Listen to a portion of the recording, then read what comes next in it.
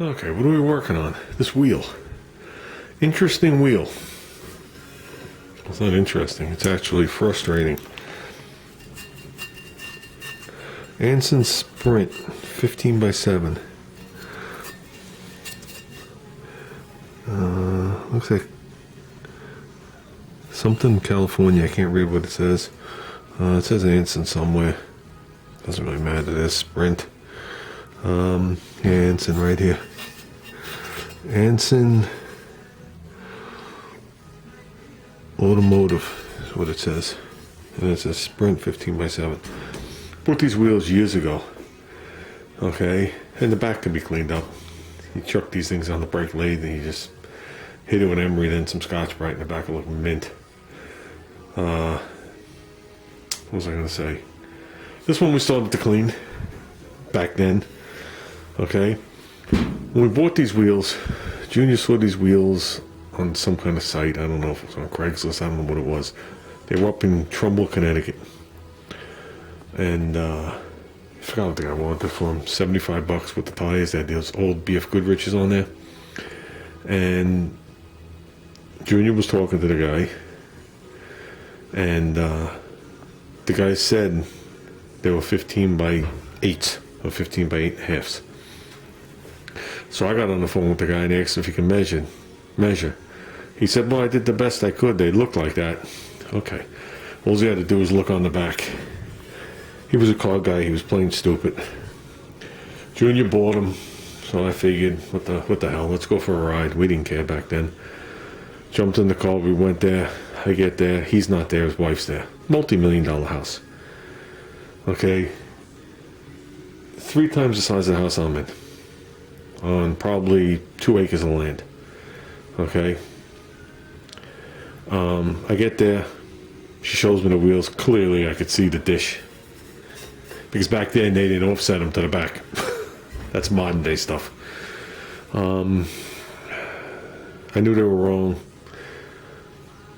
Junior already made a deal with the guy. I bought him. We walked away, and that's when we went next door and bought all those mint records, so it made up for the trip. Okay? Didn't even realize that one of the wheels was drilled for an oversized valve and one wasn't. Okay, the guy had some plastic washer in there and tubes. Real clusterfuck of shit, really. Stop, excuse the cursing. But, needless to say, they've been sitting forever. One's partly cleaned, one was never cleaned. So the one that was cleaned, I had Junior weld it up. She did. Now we're going back a while ago. I think those weights stuck on. Cut all those off. Okay. Well, you can see the weld there. Okay. The bottom line is I'm not putting them on the car. Okay. You're going to see that after I drill it. Now, could I come in here with like a Rolex wheel, slowly work that down, draw out the center, and then clean this up and blend it without polishing it? Probably. To a point. And you might see a little blem around there or something. But, you know, they have some road rash on them right here. That we could actually take care of. You chuck this thing up, like I said, in the brake lathe, and you hold a file to it. And you just take that edge and you round it all the way around. And nobody's ever the wiser. They don't even know. You hold the file to the front of it, it'll take off most of it right off the bat. But I don't really care. What are we going to do with this? We got some tubes. Well, the tubes actually came with it. There's one of them. Okay. Well, part of the tire stuck to it. We got our Firestone stand that we're going to clean a little better. There's the one that fell out of the ceiling at work when the raccoons had to fight. And we got an M&H RaceMaster Cheetah Slick that I'll never put on the car. We got a pair of them. So I figured, let's just drill that. We'll mount the tire by hand, put air in it, I'll put it on display. Down. So, I mean, these things have been sitting forever. I can't even tell you how long I got those tires. There's videos, I think, like 8-9 years ago. And I picked them up from my friend. And these gotta be 6 years old, at least. So, let's do something with them. And this is from when before we moved into the building 6 years ago. as we were moving in. So, like I said, a little bit of cleaner on that will go a long way to make that look nicer. So let's do something with this. Completely undetectable from space. So, still has the lump there.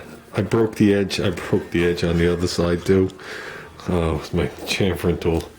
We're good. I don't know what size that's supposed to be. I don't have a standard rim here.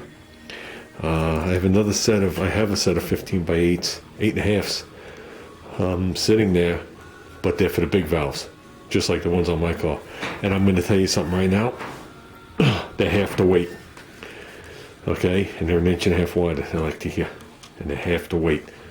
So I don't know what brands the other ones are. I can't find the brand. I just see that they were made in the USA. So, but the weight difference is amazing. The shape of this is different too, and the thickness and the girth right here is different, and right here, totally different. So they had slicks pinned on them, so I don't know what they are. They're not magnesium, but they're really, really lightweight compared to these. I'd love to weigh the difference between them. We still have the other one. So, and maybe I'll go grab my scale. We'll do it. 18.8 pounds for the 15 by 8. 20.2 pounds for the 15 by 7. Told you, a lot lighter, a lot lighter. They're a different color. See, it's a different color. So, we'll look into these someday. No rush. Got a lot of buzz here on my what was a clean table except for the wheels.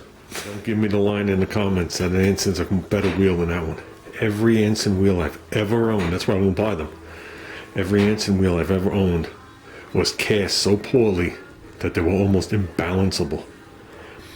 They would be like, say, 1/2 inch thick here, 1/4 inch thick there. Very poor. Very poor. And you couldn't machine them. You know what I mean? There wasn't anything left to machine. They knew they couldn't go any further. Because these all machined. Yeah, I mean, I'm not saying this one is, but everyone I've ever owned, that's why I won't buy Anson wheels. I don't like them. I got Fentons on my car. Okay, this is take 2. I videotaped it last night. You can't see it. So, I didn't put anything on the tire other than dish soap from when I mounted it. And we gave the Firestone thing a basic clean. So that's it. It's on there. M&H RaceMaster. Like I said, this side's ribbed. The other side isn't. I like it. I like it. It's amazing how big the tire is and how small the tread is. And the tread is 7 and the rim is 7. So this belly is just part of the design of the tire. Probably to wrinkle down. I think I did have these pinned. You can see they're barely used. I'm not saying they don't have cracks in them, but they have full meat left in them. Yeah, good luck with these. So, I like it. I think we're going to stick with one. Originally, I was going to mount both of them and make them end tables. But I think we'll pass on that. We'll stick with the one. Like it.